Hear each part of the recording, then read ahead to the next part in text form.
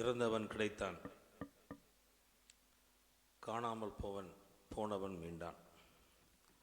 கிறிஸ்துவில் பிரியமானவர்களே, இப்போ பாடிய இந்த தியான பாடல் இதுவரைக்கும் நான் வெளியிடாத பாடல். அதனால் வேறு எங்கேயும் நான் பாடி கேட்டதில்லை. முதல் முறையாகத்தான் இந்த பாடலை வெளி அரங்கில் பாடி கேட்கிறேன். பாட்டு எங்கேருந்து பிடிச்சாங்கன்னு தெரில. என்னுடைய பாடல் இது வெளியிடாத பாடல். அதற்கு ஒரு பின்னணி இருக்கிறது. அந்த பின்னணி இன்றைய இறைவார்த்தையோடு பொருந்தி போகிறது. நான் மலையாளத்தில் ஒரு சிடி போடுறதுக்காக பிரபல பாடகர் கான கந்தர்வன் என்று அழைக்கப்படுகின்ற கேஜே யேசுதாஸ் அவர்களை பார்க்க சில நண்பர்கள் என்னை அழைத்து போனார்கள். அவரை பார்த்த உடனே 4-5 பேர் வந்தவங்க அப்படியே என்னை விட்டுட்டு அப்படியே போய் உட்காந்து பேச ஆரம்பிச்சிட்டாங்க. நான் அப்படியே உட்காந்துருக்கேன், என்ன செய்யணும்னு தெரியல எனக்கு. உள்ளே போனவங்க, சார் எனக்கு அந்த பாட்டு பிடிக்கும், இந்த பாட்டு பிடிக்கும், ஒன்று அவர் அப்படியான்ட்டு கடைசியில் அவர் பின்னால் ஒருத்தர், அவர் யார் அப்படின்னு கேட்டார். உடனே தான் பார்த்துட்டு, ஐயோ அவருக்காக தான் நான் கூப்பிட்டு வந்தோம், அவர் ஃபாதர் ஜெரி அப்படின்னு சொன்னாங்க. அவர் சொல்லிட்டு இன்ட்ரடியூஸ் பண்ணும்போது, இவர் தான் இந்த நிரந்தரம் பாட்டு கம்போஸ் பண்ணவர். அப்போ அவர் கேட்குறாரு, நிரந்தரத்துக்கும் இவருக்கும் என்ன சம்பந்தம் அப்படின்னு கேட்டார். இப்போ அவங்க கூட வந்த நண்பர்கள் சொன்னாங்க, எழுதுனதி இசையமைச்சு போட்டது அவர் தான் அப்படின்ட்டு அவர் ஃபாதர்னு சொன்னால் அச்சனானோ அப்படின்னாரு. ஆமாம், விட வரு சொல்லி உட்கார வச்சுட்டார் என் பக்கத்தில். எனக்கு ஒரு உதவி செய்ய வேலை அப்படின்னு கேட்டார். சொல்லுங்க என்ன. எனக்கு அந்த பாட்டு பாடு வேலை அப்படின்னு கேட்டார். எந்த பாட்டுன்னு கேட்டேன். நிரந்தரம் பாட்டு. இப்போ நான் சொன்னேன், நீங்கள் எவ்வளோ பெரிய ஆள், நான்லாம் ஒன்றுமே இல்லை, ஜுஜுபி, என்னை போய் பாட சொல்கிறீங்களா, என்ன எனக்காக இது கூட செய்ய மாட்டீங்களான்னு கேட்டார். அப்புறம் பாடினேன். அப்புறம் நானே முடிவு பண்ணேன், இவர் எவ்வளோ பெரிய ஆள், அவருக்கு முன்னால் நம்ம பாடணும் ஒன்றுமே இல்லை, வரட்டும்னு பாடிட்டேன். இந்த தொகையர் நீயே நிரந்தரம் அப்படின்னு உடனே அப்படியே கண்ணை மூடி கையை அப்படி நெஞ்சில் வச்சுட்டு அப்படியே கண்ணு மூடி கேட்டார். கேட்டுட்டு பாட்டு முடிச்சோன்னு எந்திரிச்சு, நான் உட்காந்துருக்கேன், அவர் உட்காந்துருக்கேன், டக்குன்னு எந்திரிச்சு என் முன்னால் வந்துட்டார். நானும் படக்குன்னு எந்திரிச்சிட்டேன். என் கையை பிடிச்சிட்டு சொன்னார், நான் முகத்தாட்சியத்துக்காக சொல்லலை, உண்மையிலே சொல்கிறேன், நெஞ்சத்தொட்டு சொல்கிறேன். இந்த பாட்டு இங்கேருந்து வெறும் வாயிலிருந்து வரல, இது ஈஸ்வரனிடமிருந்து வருது. நான் சொல்கிறது விளங்குதான் உங்களுக்கு? இங்கேருந்து வர இல்லை, இது ஈஸ்வரனிடமிருந்து வருது. அப்படி கும்பிட்டுட்டு உட்கார சொல்லிட்டார். இந்த மாதிரி வேறு பாட்டு போட்டிருக்கேளா அப்படின்னு கேட்டார். அப்போ நான் பாடின பாட்டு தான் இது. திரும்பும் திசையெல்லாம் நீயே இறைவா, காணும் எல்லாம் உன் முகமே தலைவா, எண்ணும் எழுத்தினிலும் நீயே இருப்பாய், எண்ணும் எழுத்தினிலும் நீயே இருப்பாய், எல்லாம் முடிந்தாலும் நீயே தொடர்வாய், திரும்பும் திசையெல்லாம் நீயே இறைவா. அதை பாடினோடனே எந்திரிச்சு என்னை கட்டி அணைத்து கொண்டார். அப்புறம் அதை பற்றியே பேசினார். நான் ஏன் இதை சொல்கிறேன்னா, இந்த பாட்டு போடுறதுக்கு பின்னணி என்னென்னா, சில புத்தகங்களை படிக்க ஆரம்பித்தேன். அந்த புத்தகங்களை படிப்பதற்கு அடிப்படை என்னென்னா, எனது காதில் ஒரு சின்ன பிரச்சனை வந்துச்சு. அதற்கு டெஸ்ட் எடுக்கணும், ஸ்வாப்னு சொல்லுவாங்க. அந்த டாக்டரு என்னை பார்த்துட்டு, நீங்கள் சின்ன வயசு தானே அப்படின்ட்டு மயக்க மருந்து கொடுக்காமலே எடுத்தார். என் வயசு அவருக்கு தெரியாது. நான் உடனே மயக்கம் போட்டு விழுந்துட்டேன். அதுக்கப்புறம் என்ன நடந்ததுன்னு தெரியாது. அங்கே இருந்தவங்களாம் பதறி போய் அப்புறம் தான் சொல்லியிருக்காங்க, நீங்கள் நினைக்கிற மாதிரி 30-40 வயசு இல்லை, 60க்கு மேலே ஆச்சு அப்படின்னு சொல்லி அப்படி பதறி போய், என்ன பயம்னா, அப்படி பண்ண சில நேரத்தில் மூளை ஹிட் ஆகி ஆள் போய் சேர்ந்துடும். ஏறக்குறைய நான் போய் சேர்ந்துட்டேன்னு நினைக்கிறேன். அப்போ நான் கண்ட காட்சி எப்படி இருந்துச்சுன்னா, எல்லாரும் ஒன்றா இருக்காங்க. இறைவனுடைய ஒரு பெரிய ஒளி இருக்குது. அந்த ஒளிக்கு பின்னால் எல்லாம் வெள்ளையா, எல்லாரும் ஒரே மாதிரி இருக்கிறாங்க. எல்லாரும் அந்த பேக் லைட் அடித்தா எப்படி இருக்கும், இப்போ 2 கை இருக்கு, அது அப்படியே பக்கத்தில் வரும்போது இயேசுடைய உருவம் தெரியுது. எல்லாம் ஒரே மாதிரி. அந்த ஃபீல் எப்படி இருந்துச்சுன்னா, உடல் இல்லை, கனம் இல்லை, ஒரு லிபரேட்டட் ஃபீலிங், விடுதலை அடைந்த ஒரு உணர்வு. வாழ்க்கைன்னா இதாண்டா வாழ்க்கை, உடம்பு இல்லை, பசி இல்லை, தாகம் இல்லை, நல்லா இருக்கு, சூப்பராக இருக்கு, அப்படி நான் போய்கிட்டே இருக்கேன். அங்கே அந்த ஃபீலிங் வந்து நான் வார்த்தையில் சொல்ல முடியாது, இதுக்கு மேலே என்னால் சொல்ல முடியாது. நான் வேறு லெவல் அது. அப்படியே போயிட்டுருக்கேன். அப்புறம் டக்குன்னு நான் பார்த்தா தரையில் கிடக்கிறேன். எல்லாம் போட்டு என்னை முன்னால் இந்த சுற்றி டாக்டர்ஸ்லாம் நிற்கிறாங்க. அப்புறம் முளைச்சிட்டேன். நான் என்ன கேட்குறேன், இங்கிலீஷில் பேசிட்டு இருந்த அந்த டாக்டர்கிட்ட, அதனால் நான் இங்கிலீஷ்லேயே சொல்கிறேன், why did you bring me here, என்னை எதுக்கு இங்கே கொண்டு வந்தீங்க, நல்லா தானே போய்கிட்டு இருந்துச்சுன்றேன். அவங்களுக்கு புரியல நான் என்ன சொல்கிறேன், புரியுதா?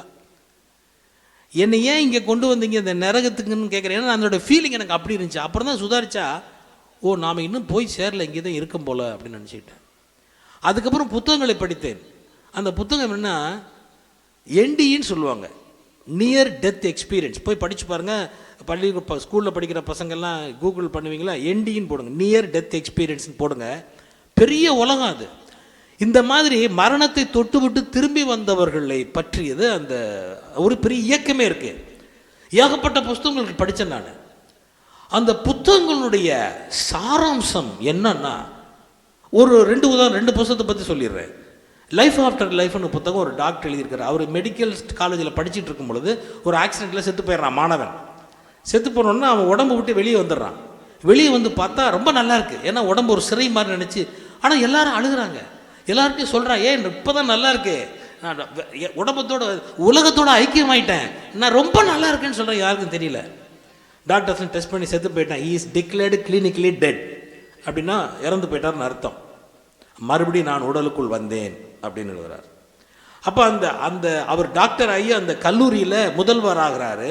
அவர் ஒரு ஆய்வு செய்கிறார். 100 பேர் யாருக்கெல்லாம் அறிவியல் பூர்வமாக இறந்து போயிட்டாங்கன்னு சொல்லி உடம்புக்கு வந்தாங்களோ அவங்களெல்லாம் 100 பேரை ஆய்வு செய்து 50 பேருடைய வரலாற்றை வந்து புத்தகமாகிறார். அதான் லைஃப் ஆஃப்டர் லைஃப். அவ்வளோ பேர் என்ன சொல்கிறான்னா இதே தான் சொல்கிறான். சமீபத்தில் நிறைய புத்தகம் படித்து, சமீபத்தில் ஒரு புக்கு படிச்சுட்டேன், டையிங் டு பி மை செல்ஃப். அனிதா மூரஜானி ஒரு பெண் எழுதியிருக்கிறார். அந்த பெண் மருத்துவர்களால் கேன்சரில் இறந்து போனாள் என்று அறிவிக்கப்பட்ட பெண். அவளும் அதான் சொல்கிறா. வெளியில் வந்தேன், எங்கள் உறவினர்கள் அழுகிறது எனக்கு தெரியுது. என் தம்பி விமானத்தில் அழுது கொண்டு வருவது எனக்கு தெரியுது. அவன் ஆஸ்திரேலியாவில் இருக்கான். இந்த அம்மா இந்தியன், வடநாடு. 14வது மாடியிலிருந்து எனது நண்பர்கள் அழுது கொண்டே வருவது எனக்கு தெரியுது. மரத்தை பார்க்குறேன். மரமும் என்னுடைய it's extension of my self. அந்த மரமும் நானும் ஒன்று தான். அப்படி பார்க்குறேன். வெளியில் இருக்கிற நிலவும் ஒன்று தான், பறவைகளும் ஒன்று தான், எல்லா இடத்துலையும் நான் இருக்கேன். ரொம்ப நல்லா இருக்கு, வெரி நைஸ். நான் இப்படி இருந்துடலாம் அப்படி நினைக்கும் போது எல்லாரும் அழுகதை பார்க்குறேன். நான் சொல்கிறேன், ஆனால் நான் சொல்கிறது யாருக்கும் கேட்கலையே. இதுதான் நல்லா இருக்கு, இந்த லைஃப் ஒன்றுமே இல்லை, ரொம்ப நல்லா இருக்கு, ஆனால் யாருக்கும் கேட்கல. மறுபடியும் அந்த பெண் உடலுக்குள் வந்து விட்டார். எல்லாம் பதறி போய் பார்த்து ஒரு ஹைலைட் என்னென்னா, டாக்டர்ஸ்லாம் சொல்கிறாங்க, எல்லாம் வைக்கிறாங்க, மருந்தெல்லாம் கொடுக்குறாங்க. அந்த அம்மா சொல்கிறா, எனக்கு மருந்து தேவையில்லை, இந்த உடலுக்குள் இருந்த நான் அல்ல, இப்போ போயிட்டு வெளியில் போயிட்டு உள்ளே வந்திருக்கேன், எனக்கு மருந்து இல்லாமலே எல்லாம் குணமாயிரும்னு அந்த அம்மா சொல்கிறாங்க. டாக்டர்கள் நம்பலை. அந்த புத்தகம் dying to be my self அப்படின்னா தமிழில் எப்படி மொழிபெயர்க்கலாம், செத்ததுக்கு அப்புறம் தான் எனக்கு தெரியும் நான் யாருன்ட்டு மொழிபெயர்க்கலாம். அந்த அம்மா என்ன சொல்கிறாங்க, நான் சாதாரண ஆள் இல்லை, இந்த உடலுக்குள் தான் இருக்கிறேன், ஆனால் வெளியில் போய் பார்த்தா எங்கும் இருக்கிறேன். இது புரிகிறது கொஞ்சம் கஷ்டம், ஆனால் தயவு வந்து புரிஞ்சுக்கங்க. எங்கும் இருக்கிறேன், உங்களோடு நான் இருக்கிறேன், உலகம் முழுவதும் நான் உங்களோடு இருக்கிறேன். இப்போ புரிஞ்சுக்கலாம் நீங்கள் ஓரளவுக்கு. இறந்தவரிடம் அவர்கள் ஏன் தேடுகிறீர்கள், அவர் உயிர்த்து விட்டார், ஆனால் அவர் உங்களுக்கு முன்னாலே போகிறார். உனக்குள் நான் இருக்கிறேன். இப்போ நீங்க புரியும். அறிவியல் பூர்வமாக எழுதுகிறார்கள். டிஎன்ஏ டிஃபரன்ஸ் பார்த்தோம்னா ஆப்பிரிக்கா, ஆஸ்திரேலியா, அமெரிக்காவில் இருக்கிற நம்ம டிஎன்ஏ ஒன்று தான். எலிக்கும் எனக்கும் இருக்கிற டிஎன்ஏ 0.00001 அவ்வளோதான். அப்படின்னா உயிர் எங்கெல்லாம் இருக்கிறதோ அதெல்லாம் ஒன்றுதான். நாம் எவ்வளவு முட்டாள்கள் என்றால், மேற்கத்திய நாடு, வளர்ந்த நாடு, வளரும் நாடு, பின்தங்கிய நாடு, கருப்பன், வெள்ளையன், இந்த சாபம் பிடிச்ச இந்த நாட்டுக்கு வந்தால் உலகத்தில் இல்லாத பல சாபக்கேடுகள் இங்கே இருக்கு. அதுல ஒண்ணு வடநாட்டான் தென்னாட்டான், உயர்ந்த ஜாதி தாழ்ந்த ஜாதி, கருப்பு வெள்ளை மாநிறம், ஏழை பணக்காரன், இந்த மதம் அந்த மதம். என்ன கொடுமை பாருங்க. இது எல்லாம் மனிதனால் உருவாக்கப்பட்டவை, அனைத்தும் பொய். உயிர் என்பது ஒன்றுதான். படைத்ததனும் அனைத்தும் நல்லதென கண்டார். நமது முன்னோர் சொல்லி வச்சிருக்கான், பிறப்போக்கும் எல்லா உயிர்க்கும். எவ்வளவு பெரிய விஷயம். யாதும் ஊரே யாவரும் கேள்வி இருக்கிறான். எவ்வளவு பெரிய விஷயம். பிறப்புக்கும் எல்லா உயிருக்கும்னா எல்லா உயிருக்கும் பிறப்பு சேம் தாண்டங்கிறான். இதுல உயர்ந்தது தாழ்ந்தது கிடையாது, எல்லாம் சேம்ங்கிறான். யாதும் ஊரை யாவரும் கேள்வி, எல்லாம் நம்ம ஊர் தான், எல்லாம் நம்பாள்கள் தான், எல்லாம் ஒண்ணுதான்றான். டிஃபரன்ஸே இல்லை. யூதர் என்றோ கிரேக்கன் என்றோ அடிமை குடிமகன் என்றோ ஆண் என்றோ பெண் என்றோ வித்தியாசம் இல்லைங்கிறார் பவுலடிகளார். எவ்வளவு பெரிய விஷயம். நம்ம எல்லாரும் ஒண்ணுதான், ஒரே உள்ளமும் ஒரே உயிருமாக ஆதி திருச்சபையில் இருந்தார்கள். என்னத்த அவங்களுக்கு புரிஞ்சிருச்சு, நமக்கு புரியல. அவர்களுக்குள்ளே இருந்த அனைத்தையும் பொதுவாக போட்டார்கள், அனைவரும் பகிர்ந்து வாழ்ந்தார்கள். ஒரே உள்ளமும் ஒரே உயிருமாக, ஒரே ஆயினும் ஒரே மந்தையும் உருவாகும். இது கனவு. தொடங்கினதுங்க ஒரே உள்ளமும் ஒரே உயிரும். கனவு என்ன? ஒரே ஆயினும் ஒரே மந்தையும், இடையில பிரிவுகள், எல்லா விதமான பிரிவுகள். இது நடக்கிற சண்டை சச்சரவுகள், இந்த நடந்து கொண்டிருக்கின்ற போருக்கு பின்னால் மதம் தான் இருக்கிறது. மதம் இன்றைய நற்செய்தியில் மிக முக்கியமான, நம்ம கிறிஸ்தவர்னா பல்லாயிரம் தடவை அதை கேட்டிருப்போம் அந்த நிகழ்ச்சியை. ஊதாரி மைந்தன். ஒரு நாள் நம்ம சொன்னதே திரும்ப திரும்ப சொல்றாங்களே, கேட்கிறோமே, இதுல என்ன நடந்திருக்கும் அப்படின்னு நான் நினைச்சேன். இந்த கதையில ட்விஸ்ட் நான் ஒன்று பார்த்தேன். இவன் இவ்வளோ தருதலைய இருக்கிறதெல்லாம் கொண்டு, நல்ல அப்பா நல்ல அண்ணன் எல்லாத்தையும் விட்டு போய் பண்ணக்கூடாது, அவ்வளோ ஐக்கியத்தம் பண்ண எப்படி திருந்தலாம்? என்னது நடந்திருக்கணும்ல. ஆனால் நற்செய்தியில் என்ன போட்டிருக்கு? அவன் பன்றி மேய்த்து கொண்டிருந்தான், பன்றி தின்னுகின்ற நேற்று கூட அவனுக்கு கிடைக்கல. நான் சில பன்றி கூடங்களுக்கு போய் பார்த்தேன். என்ன அப்படி சொல்லி, என்னவா இருக்கும் இதில், ஏதாவது ஒரு சயின்ஸ் இருக்குமே அப்படின்ட்டு பன்றிகளை பார்த்தேன்.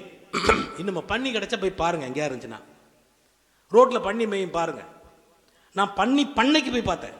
ஏன்னா பன்னி காணோம், ரோட்டில் முன்னாலெல்லாம் தெரியும், இப்போ இல்லை.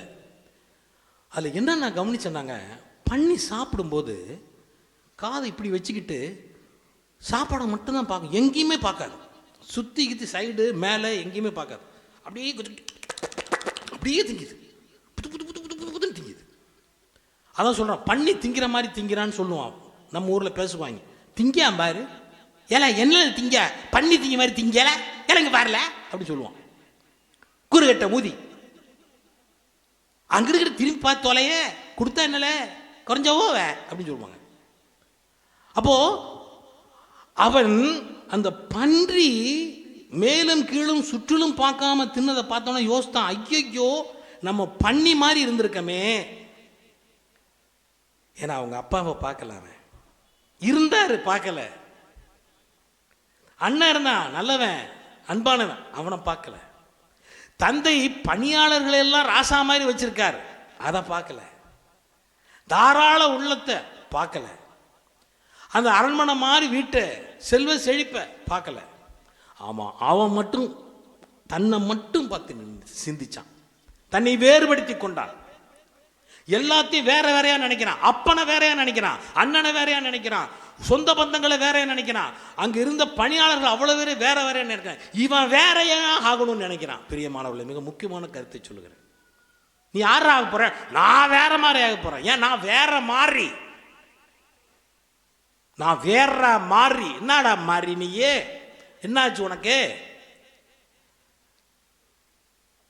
அப்ப தந்தையுடைய பார்வை எப்படி இருப்பாருங்க, அண்ணனுடைய பார்வை அதுக்கப்புறம் எப்படி இருப்பாருங்க? செத்தவன் வந்துட்டான்டா, அப்பாவுடைய பார்வை. டேய் என் மகன் உன் யாரா உனக்கு? உன் தம்பி தானடா, செத்தவன் வந்துட்டான்டா. காணாம போனவன் திரும்பி கிடச்சிட்டான்டா. ஏன்டா? என்னப்பா நீ இருக்கிறதெல்லாம் அடிச்சுட்டு போயிட்டான்ப்பா. என்னப்பா நீ கொஞ்ச நாச்சும் உன்னை பற்றி யோசித்தானா, என்னை பற்றி யோசித்தானா? என்னப்பா குறை வச்ச நீ? நான் என்னப்பா குறை வச்சேன்? டே விடுற, தம்பிடா, மகன்டா, ரத்தம்டா, அம்மா ரத்தம்டா, கூப்பிடுறா, குளிப்பாடுறா, அவனை விலை உயர்ந்த ஆடை போடுற, கொழுத்து கன்றாடுறா, சாப்பிட்றா, என்ஜாய், எல்லாரும் கொண்டாடுங்கடா, திரும்பி வந்துட்டான். உலகம் எல்லாம் பார்த்து லூசாயா நீயே? ஏய், கிறிஸ்தவன் அந்த லூசா தாண்டா இருக்கணும். நான் சொல்றேன், நீயும் நானும் இயேசு கிறிஸ்துவை இயேசு கிறிஸ்து சீடர்களாக அவரை பின்பற்றுவர்களாக இருந்தா லூசாயிரு. மென்டலடா நீ, மென்டலா இரு. கேனாச்சி, கேனாச்சியாரு, கிறுக்கடா நீ, உனக்கு பிடிச்சிருக்கு கிறுக்காயிருங்கிறன்னா என்ன தப்பு சொல்லுங்க? தவக்காலம்ங்கிறது அதுதான். உலகத்தின் பார்வைக்கு நீ கேனையனா இருக்கலாம், கிறுக்கனா இருக்கலாம், லூசா இருக்கலாம், மென்டலா இருக்கலாம், மடையனா இருக்கலாம், முட்டாளா இருக்கலாம், இருந்துட்டு போலாங்கிறன்னா. ஆனா அதுதான் வேதம் சொல்லுது, முட்டாளா தான் இருக்க சொல்லுது. பகைவனை நேசி, உலகத்தின் பார்வைக்கு முட்டாள்தனம், அதைத்தான் நம்மால் சொல்றாரு. என்ன பண்றது? ஒரு கண்ணத்தில் இருந்தா செவுட்ல 4 அப்புன்னு உலகம் சொல்லுது, மறுகணத்தை காட்டுங்கிறாரு. என்ன பண்றது? அவர் அப்படிதான் சொல்றாரு. ஓவர் நைட்ல திட்டம் போட்டு கொல்றான். அவர் என்ன சொல்றாரு? இவர்கள் செய்கிறது இன்னதென்று அறியாமல் செய்கிறார்கள், இவர்களை மன்னியும். என்ன பண்ற சொல்றீங்க? என்ன பண்ண சொல்றீங்கன்னு கேட்கிறேன். சிலுவையை நீங்கள் பின்பற்றுகிறீர்கள் என்றால், கட்டுகளை அவிழ்க்கின்ற இந்த அன்னையை நாம் வணங்குகிறோம் என்றால், இதைத்தான் செய்ய அழைக்கப்பட்டிருக்கிறோம். மாற்று கருத்து இருந்தா சொல்லுங்க. உலகம் எல்லோரும் செய்கிறது போல நீங்களும் செய்தால் நீங்கள் என்ன பெரிய காரியம் செய்கிறீர்கள்? புறவினத்தாரும் அப்படி செய்வதில்லையா? இப்ப புரியுதா? திரும்பும் திசையெல்லாம் நீயே இறைவா. எல்லாரும் இயேசு கடவுள் தான், எல்லாருமே இயேசு தான், யாரா இருந்தாலும் சரிதான். அப்ப அம்மா பெரிய கடவுள், அப்பா பெரிய பெரிய சாமி, பெரிய கடவுள். ஒரு தாய் வயிற்றில் பிறந்தவர்கள் கடவுள். அப்படி பாருங்களேன். குடும்பத்தையே விட்டு வந்திருக்கா மருமக, பெரிய கடவுள். மருமகன் கடவுள். வடநாட்டில இங்க வந்திருக்கான், பஞ்சம் பிழைக்க வந்திருக்கான், வேலை பார்க்கறான், அவன் உனக்கு கடவுள். ஊதாரியா உன்னுடைய காசை திருடிட்டு போறான், தேவை எடுத்துட்டு போறான், அவனும் உனக்கு கடவுள் தான். உன்னை ஏசுறான், பேசுறான், மூளை குழம்பி போயிட்டான், ஏதோ பிரச்சனை, அவனும் உனக்கு கடவுள் தான். உனக்கு எதிராக சூழ்ச்சி பண்றான், ஏதோ ப்ராப்ளம், அவனுக்கு ஏதோ பிரச்சனை, அவனும் உனக்கு கடவுள். திரும்பும் திசையெல்லாம் நீயே இறைவா. இதைத்தான் அவர்கிட்ட சொன்னேன் நான். யேசுதாஸ் கேட்டுட்டு அப்படி ஒரு மாதிரி கண்ணு கலங்கிச்சு அவருக்கு. நான் அதை நம்புறேன்னு சொன்னேன். எல்லாரும் ஒண்ணுதான். இயேசு செல்லுகின்ற இடங்கள் எல்லாம் நன்மைத்தனத்தையே செய்தார். தொழுநோயாளி போகக்கூடாது, அவர் தொட்டு குணப்படுத்தினார். ஊரோட ஒத்து வாழாதாங்கிறன்னா, ஊரோட ஒத்து போவாதாங்கிறன்னா. எதுல ஒத்து போகணும், எதுல ஒத்து போகக்கூடாதுன்னு யோசிக்கணும். இயேசு ஊரோட ஒத்து போகவில்லை. வேசியை கல்லை கொண்டு அடிக்கணும், ஊர் சட்டம், மோயிசன் சட்டம். இயேசு ஒத்து போகலையே. எவன்டா யோக்கியம் இதுல, அட்ரா அட்ரா பார்ப்போம், அட்ரா பார்ப்போம், அட்ரா பார்ப்போம் தான் சொன்னார். ஒத்த போய் அடிக்கல, போயிட்டான்ல. அவர்கள் விலை மாதரோடு தேசிகளோடு உட்கார்ந்து பேசிக் கொண்டார். பேசுவேன் நான், அவர்களுக்கு தான் வந்தேன், அவங்களுக்கு தான், அவங்களுக்காக வந்தேன், பாவிகளை மீட்கவே நான் வந்தேன். குருட வா, செவிட வாப்பா, உனக்கு தான் நான் வந்தேன்.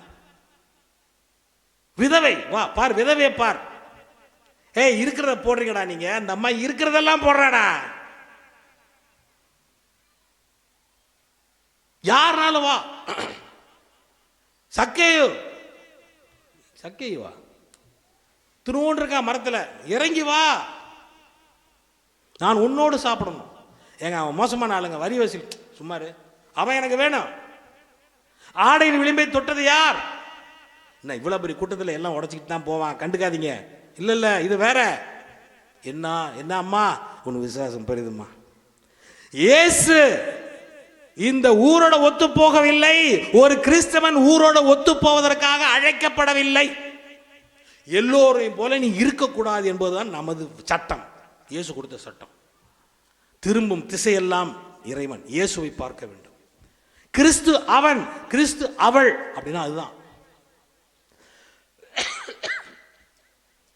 போப்பாண்டவர் அலியாகா சுட்டான், கூப்பிட்டு ஜெயிலுக்கு போய் மன்னிச்சுட்டாங்கிறார். அதுதான் கிறிஸ்தவம். வடநாட்டில் மரியா, இப்பொழுது திரைப்படம் கூட வந்தது, அருள் சகோதரி மரியாவை கொண்டுட்டான் ஒருத்தன். இந்த குடும்பம் போய் அவன்கிட்ட மன்னிப்பு கேட்குது, மன்னிச்சிட்டேன்னு சொல்லுது. அதுதான் விஷயம். ஸ்டெயின்ஸ் குடும்பத்தோடு கொண்டானுங்க வடநாட்டில், மன்னிப்பு கேட்குறாங்க. கிறிஸ்தவம் உயர்ந்து நிற்க வேண்டும் என்றால் திரும்பும் திசையெல்லாம் இறைவன் என்பதை பார்க்க வேண்டும். இயேசு அதைத்தான் பார்த்தார்.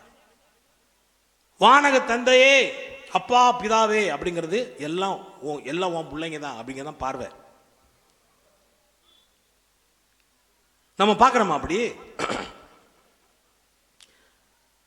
எத்தனை கணவன்மார்கள் மனைவிகளை சரிநிகர் சமமாக நடத்துகிறீர்கள்? நெஞ்சில கை வச்சு சொல்லுங்க. இது ஒரு ஆணாதிக்க சமூகம். யாரும் மறுத்து பேச முடியாது. விதிவிலக்குகளை இல்லாமல் பெண் என்றால் கிள்ளுக்கரையாக நடத்துகின்ற சமூகம் இது. கிறிஸ்தவம் அதற்கு விதி விலக்கு அல்ல. மூடு பல்ல உடைச்சிருவேன். கை ஓங்கி அடிக்காத ஆண்கள் எத்தனை பேர்? எத்தனை பேர் பெண்களை சரிசமமாக தாய் என்றோ தாரம் என்றோ தங்கை என்றோ மகன் என்றோ மகள் என்றோ எத்தனை பேர் உயர்வாக நடத்துகிறீர்கள்? பேச்சுரிமை இல்லை, முடிவெடுக்கும் உரிமை இல்லை. அவர்கள் சமைத்து போட வேண்டும், துவைத்து போட வேண்டும், வீடு பெருக்க வேண்டும். அடிமை தொழிலை செய்வதைத்தான் இந்த சமூகம் செய்து கொண்டிருக்கிறது. ஆணாதிக்க சமூகம். பார்க்கிறோமா? திரும்பும் திசையெல்லாம் கடவுளையா பார்க்கிறோம். நாம் செய்கின்ற ஒவ்வொரு செயலுக்கும் பிரதிபலன் எதிர்பார்க்கிறோம். அவனா வேண்டாம், இதை கிடக்கிற அவன் எல்லாம் ஒரு ஆளு, இவன் ஜாதகம் என் கையிலப்பா விடு, பாத்திரம் இருந்து பிச்சை போடுன்னு சொல்லி வச்சிருக்கான். ஏடா பசிக்கிறவனுக்கு கொடுக்க வேண்டியதானே, என்னடா பாத்திரம் பார்க்க வர? நீ ஏன் என்ன பாத்திரத்தை பார்க்க? ஸ்டீலா எவர் சில்வரா, சுத்தமாக இருக்கா, கழிவு இருக்கா? பசின்னு வரான், குடுறா. பாருங்க, பழமொழிக்கு அர்த்தம் வேற, ஆனால் எப்படி நாம் புரிந்து வைத்துக் கொள்கிறோம் பாருங்க. தவக்காலம் என்பது அதுதான். திரும்பும் திசையெல்லாம் நீயே இறைவான் பார்க்கிற பார்வைதான். துன்ப முடிச்சுகளை அவிழ்க்கும் மாதா. இங்க வர்றோம், மாதாவே நிறைய முடிச்சு அவுத்து விடுவாங்க மாதா. என் கேள்வி, முடிச்சை போட்டது யார்? முடிச்சு யார் போட்டா? மாதாவா? மாதாவை முடிச்சு போட்டாங்க. ஒரு ஆளுக்கு மாதா முடிச்சு போட்டதா சொல்லுங்க. ஒரு ஆளு முடிச்சுகளை போடுவது நான், எனக்கே நான் முடிச்சுகளை போடுவேன். என்னை சுற்றி இருக்கிற எல்லாத்துக்கும் முடிச்சுகளை போடுவேன். நேற்று முன்தினம் ஒரு தாய் மகளை வந்தாங்க. ஃபாதர் எனக்காக ஜெபம் பண்ணுங்க. தாராளமா. என்ன விஷயம்? எங்கள் வீட்டுக்காரர் நீங்கள் விட்டுட்டு போயிட்டாரு, கேஸு. அப்படியா? என்ன காரணத்துக்கு விட்டு போயிட்டாரு? நான் ரொம்ப அவரை லவ் பண்ணுறேன். அதெல்லாம் இருக்கட்டும், எதுக்காக விட்டுட்டு போனார்? நான் அவர் கூட தான் வாழ்வேன். ஏம்மா எதுக்காக விட்டுட்டு போனாருமா? தனி கொடுத்தனம் போகணுன்னு. எதுக்கு தனி கொடுத்தனம் போகணுன்னு கேள்வி மேலே கேள்வி கேட்டேன். பதிலே சொல்ல மாட்டேங்கிறா. கடைசியில் இந்த அம்மா பொறுக்க முடியாமல், ஃபாதர் அந்த பையன் மருமகன் இல்லை ஃபாதர், என் மகன் மாதிரி ஃபாதர், நல்ல பையன் ஃபாதர், சந்தேக பேய் ஃபாதர், இவ அங்கே திருமணம் எவ்வளோ பார்க்குறேன், இங்கே திருமணம் எவ்வளோ பார்க்குறேன், மெசேஜ் வந்து எவன் அனுப்புனான், கொன்று எடுத்துட்டா ஃபாதர். அவன் பொறுத்து பார்த்து ஓடி போயிட்டான். அவள் வந்து நிற்கிறா, கட்டுக்களை அவளுக்கு மாதா கிட்ட. இவளை என்ன பண்ணுறது சொல்லுங்க நீங்களே. முதவி நீ தானே முடிச்ச போட்ட, நீயே ஒரு நம்பிக்கை வேண்டாமா புருஷன்ட்டு? இந்த மாதிரி பிசாசு நிறைய பேர் இருக்கான். பொண்டாடி அங்கிட்டு திரும்பினா பார்க்குறேன், எவனை பார்த்த இங்கே பார்த்தா எவன்ட பேசி சொல்றேன் எவன்ட பேசி எத்தனை நாள் ஆகுது லூசா நீயே. நம்பிக்கை தான் வாழ்க்கை. நம்பு. கணவன் மனைவியை நம்ப வேண்டும், மனைவி கணவனை நம்ப வேண்டும். என் புருஷன் தான் சங்கு சக்கு எனக்கு மட்டும், உனக்கு மட்டும்தான் அறிவு கட்ட முண்டமே. ஓம் புருஷன் மற்றவனுக்கு அண்ணனா இருக்கான், ஒருத்தருக்கு தங்கச்சியா இருக்கான், மாமனா இருக்கான், மச்சான் இருக்கான், குழந்தையா இருக்கா, அண்ணி இருக்கா, எவ்வளோ பேர் இருக்கா, எத்தனையோ பெண்கள் அவளை சுற்றி இருக்கான். அதே மாதிரி உன் பொண்டாட்டி எனக்கு மட்டும்தான் இல்லை, உன் பொண்டாட்டி ஒருத்தருக்கு மகளா இருக்கா, ஒருத்தருக்கு தங்கச்சியா இருக்கா, ஒருத்தருக்கு அத்தையா இருக்கா, ஒருத்தருக்கு சொத்தையா இருக்கா, அக்கா அம்மம்மா அச்சாச்சா இச்சிச்சி இப்பு உப்பு எவ்வளவா இருக்கா. முடிச்சுகளை நாம் போடுகிறோம். பிரியமானவர்களே, யாரெல்லாம் அன்புக்கு எதிராக செயல்படுகிறோமோ உங்களுக்கு எதிராக நீங்கள் முடிச்சுகளை போடுகிறீர்கள். சுற்றி இருக்கிற அத்தனை பேருக்கு முடிச்சுகளை போடுகிறோம். தொடக்கத்தில் அதான் சொன்ன, அன்பில்லாத உள்ளத்தில் இருந்து முடிச்சுகள் வரும். ஆனா அப்போசிட்டா திரும்பும் திசையெல்லாம் நீயே இறைவான்னா, வாடிய பயிரை கண்ட போதெல்லாம் வாடினேன் பராபரமே, அங்கதான் நிற்கிறான். வாடிய பயிரை கண்ட போதெல்லாம் வாடினேன் பராபரமே. என்ன அர்த்தம்? பயிர்லையும் அவன் இருக்காயா? பயிரும் அவனும் என் உயிர் தான். அது பிறப்புக்கும் எல்லா உயிருக்கும் அந்த உயிர் தான் இங்கே இருக்கு. அதை படைச்ச கடவுள் தான் என்னையே படைச்சிருக்கான். பிறப்புக்கும் எல்லா உயிருக்கும் வாடிய பயிரை கண்ட போதெல்லாம். தமிழ் இலக்கியத்தில் கடையேழு வள்ளல்கள் கேள்விப்பட்டிருக்கீங்களா? யாராவது சொல்லுங்க. ரொம்ப ஈஸி. என்ன சும்மா அடிச்சு விடலாம். பாரிய ஓரியா ஆரிய ஓயா ஐயோ ஐயோ ஐயோ ஐயோ ஐயோனா கரெக்ட் ஆயிடும். நிறைய பேர் பாரி ஓரியா ஆரிய ஒரு அதுல 2 பேர் மட்டும் சொல்றேன். முல்லைக்கு தேர் கொடுத்தது, மயிலுக்கு போத்துனது, ஆரி ஊரி ஈரி. நீங்க இப்ப சொல்லுங்க பாப்பா. பேகன். இது 2ஓட சொல்லி முடிக்கிறேன். தேரை கொண்டே நிறுத்தியிருக்கான். யாரு? பாரி. 2 நாள் 3 நாள் எங்கே போயிருக்கான். திரும்பி வந்தால் கொடி ஏறி இருக்கு. நீங்கள் காரை விட்டுருக்கீங்க, பைக்கை பார்க் பண்ணியிருக்கீங்க, ஒரு துமாந்துண்டு தொன்றையான சைக்கிளை பார்க் பண்ணியிருக்கீங்க. 4 நாள் மாமியார் உள்ள தின்னுட்டு காரையோ பைக்கோ எடுக்கும்போது அந்த கொடி ஏறி இருந்தால் என்ன பண்ணுவீங்க? என்ன நியாயமாக சொல்லணும், என்ன பண்ணுவீங்க? பிடுங்கி போட்டு வீட்டில் போயிட்டே இருப்பீங்க. பாரி என்ன செய்யறான்? விடுறான்றான். தேருங்க மன்னன், அவன் செழிப்பு மிகுந்த மன்னன், வள்ளல். அவன் விட்டுட்டான். ஆம்பாட்டில் போறான், விட்டுறான். ஏன்டா? ஐயா மன்னரே கொடி. கொடிடா ஐயா, கொடி. ஐய் கொடி, ஒரே வார்த்தை தான். அவன் கொடிங்கிறான், இவன் கொடிங்கிறான். விட்டுட்டு போயிட்டான். பைத்தியமா அவன்? லூசா கேனப்பயலா பாரி. அவன் அறிவு கெட்டவனா? அறிவு கெட்டவனாக இருக்கட்டும்ங்கிறேன். குற்றம் பார்க்கில் சுற்றம் இல்லை நமது முன்னோர்கள் சொல்லி வச்சிருக்காங்க. ஏன்னா உறவுன்னு வரும்போது அறிவுபூர்வமா செயல்படாத, இதயபூர்வமா செயல்படு. கரெக்ட்? Get my point? புரியுதுங்களா? ரீசன் பண்ணீங்கன்னா உறவு இருக்காதுங்க. அவன் அப்படி ஏன் சொன்னா, இவன் ஏன் இப்படி பேசினா, ஒண்ணுமில்லாத அவையும் பொருசாக்கனா, ஏன் 10 சரியா சொல்லியிருக்கீங்களே, ஏன் 4 பேருக்கு முன்னால சொன்னா? என்னதான் இருந்தாலும் இந்த வார்த்தையை யூஸ் பண்ணிருக்க கூடாது. அவன் அந்த வார்த்தையும் யூஸ் பண்ணுவான், அவன் பப்ளிக்ல தான் சொல்லுவான். ஆனா நீ அன்பு இருந்துச்சுன்னா, நான் அண்ணன் தானே, அக்கா தானே, தம்பி தானே, ஒடியா விட்டுட்டாங்க. தேரை விட்டுட்டு போயிட்டான். அவன் புத்தி கட்டவன், ஆனா இதயம் உள்ளவன். அதான் பாயிண்ட். மயில் எல்லாருக்கும் தெரியும், அது அப்படி சிலிப்பிக்கிட்டு ஜிங்கு சிக்கு ஜிக்கு ஜிக்குன்னு மயிலாட்டம் பார்த்துருங்க. பிள்ளைங்க இதை பின்னால் கட்டிட்டு ஜிக்கு ஜிக்குன்னு ஆடுவா. மயில்னாலே ஆடும் தான். பேகனான முட்டா பயிலா, குளிருது போத்த சொல்றான். முட்டாள் தாங்க அவன், புத்தி வேலை செய்யல, நிப்பாட்டிட்டான். உறவு இல்ல, உயிர் இல்ல. உறவு உயிர், உயிர் உறவு. அவனுக்கு குளிர மாதிரி தெரியுது, போய் போத்துறான். பிரியமானவர்களே, உறவோடு நாம் வாழ வேண்டும் என்ற அறிவு தேவையில்லைங்கிறன்னா, ஆனானப்பட்ட இயேசு கிறிஸ்து அறிவை பயன்படுத்தி இருந்தால் நீங்களும் நானும் இங்கே உயிரோடு இருக்க முடியாது. கரெக்டா? கொஞ்சம் லாஜிக் பார்த்துருப்பார். Thesis, antithesis, synthesis. நீ இப்படி பண்ண, உனக்கு இவ்வளோலாம் கொடுத்தேன், நீ லொல்லு பண்ணி இப்படி பண்ண, உன்னை அழிச்சிருவேன் சொல்லுவாரா? நோ. கடவுள் அறிவோடு நம்ம செயல்படுவதில்லை, அன்போடு செயல்படுகிறார். நீ ஏன் அறிவோடு செயல்படுற? சொல்லு, நம்மளே கேட்கணும். நீ என்ன பெரிய பெரிய அப்பாட்டக்கரா? கடவுளை விட அப்பாட்டக்கரான்னு கேட்கிறேன். அது நான் கேட்கிறேன். ஆனா நீங்க என்ன கேட்கணும்? ஒருத்தர் கடவுளோட அறிவாளியா நீங்கன்னு கேட்கணும். கடவுளை அறிவு கட்டத்தனமா தான் செயல்படுறாரு. உறவன் வந்தா அன்புக்கு வந்துடுறாரு. இங்கேருந்து இறங்கி சக்குன்னு இங்கே வந்துடுறாரு. எல்லாம் நிறைவேறிற்று, இவர்களை மன்னி. இங்க வந்துட்டாரு. இங்க நின்று 50 பேரும் காலி. அன்னைக்கு ரோம சாம்ராஜ்யம் காலி, எருசலேம் தேவாலயத்தில் 50 பேரும் காலி. எல்லாமே முடிஞ்சிருக்கும், சோழி முடிஞ்சிருக்கும். நம்ம ஊரில் சொல்கிற மாதிரி சோழி முடிஞ்சது. ஒன்றுமே முடியல, இன்னும் தொடருது. எனவே பிரியமானவர்களே, வாழ்வது ஒரு முறை, வாழ்த்தட்டும் தலைமுறை. எத்தனையோ தவக்காலம் வந்து போயிருக்கோம். தவக்காலம் உங்களை மாற்றிருச்சா? மாற்றிச்சான்னு கேட்குறேன்.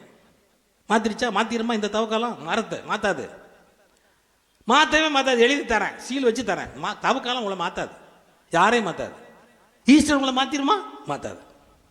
பெரிய ஆளா, பெரிய வெள்ளி, ஒன்றும் மாற்றாது. நம்ம தான் மாறணும், நான் தான் மாறணும். அதைத்தான் அவன் செஞ்சான். பண்ணிய பார்த்தான், அட பண்ணித்தனமாக வாழ்ந்துருக்கனே, சை மனுஷனா நானே. அவன் மாறினான், எல்லாம் மாறிடுச்சு. அவன் மாறினா எல்லாம் மாறிடுச்சு.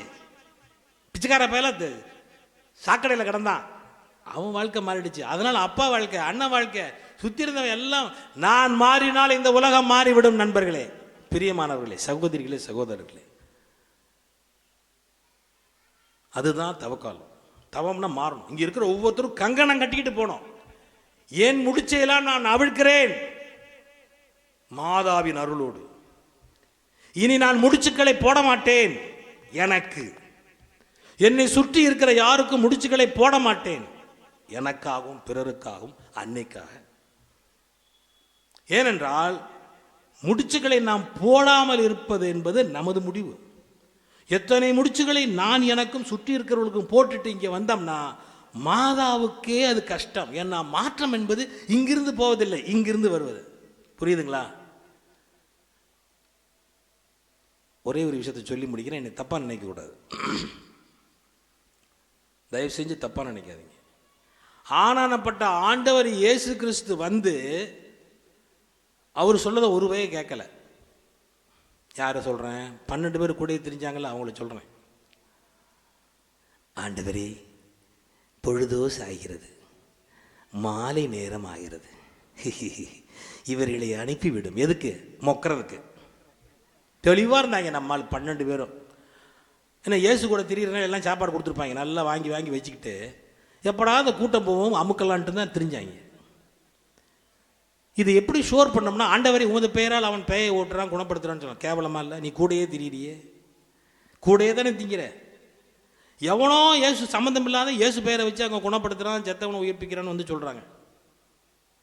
பிரியமானவர்களே, இன்று நீங்களும் நானும் இங்கே இருந்து அமர்ந்து கொண்டு கிறிஸ்துவை அறிந்திருப்பது, வாழ முயற்சி செய்த காரணம் அந்த 12 பேர் தான். இயேசு மாற்ற முயற்சி பண்ணி மாறினவங்க இல்லை. புரியுதுங்களா? அவங்களாம் மாறினாங்க.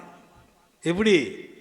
இயேசு உயிர்த்திட்டார்னு உடனே அந்த தமஸ்கு போக நகரத்தில் நடந்த நிகழ்வுகள் ஒவ்வொன்றையும் பார்த்து அவர்களாக மாறி இயேசுவோடு உண்டோம், இயேசுவோடு உரையாடினோம், இயேசுவோடு உறவாடினோம். இயேசு குருடரை பார்வை கொடுத்தார், செவிடர்களை கேட்க வைத்தார், செத்தவர்கள் உயிர்த்த நாங்களே சாட்சிகள். இப்படி நாங்களே சாட்சிகள். நீங்களே உயிருள்ள இறைவனின் ஆலயங்கள், நீங்களே இயேசுவை மூலைக்கல்லாக்கியவர், நீங்களே இயேசுவின் நற்செய்தி சொல்லும் சாட்சிகள். அதை நான் பாட்டாக்கிட்டேன். அவங்க மாறி எல்லாரும் மாறு, நாங்கள் மாறிட்டு நீ மாறுங்கிறாங்க. கடவுளையும் நம்மளை மாற்ற முடியாது. ஏன்னா கடவுள் அவ்வளவு நல்லவர், நமக்கு சுதந்திரத்தை கொடுத்திருக்கிறார். God has given us the freedom of choice. If somebody don't understand Tamil, God is so great that he has given us the freedom of choice to choose good or bad. கடவுள் எவ்வளவு உயர்ந்த உன்னதமானவனா நமக்கு சுதந்திரத்தை கொடுத்து நீ நல்லதையும் செய்ய கெட்டதையும் செய்ய, ஆனால் நான் நல்லதை விரும்புகிறேன்னு சொல்கிறார். எனவே பிரியமானவர்களே, திரும்பும் திசையெல்லாம் நீயே இறைவா, எல்லாம் இயேசுமயம் என்பதை உணர்ந்து சுற்றி இருக்கிற அத்தனை பேரையும் ஒரே போல இயேசுவை போல பாவித்து செல்லுகின்ற இடங்களெல்லாம் நன்மைத்தனத்தை செய்வோம். ஆமென்.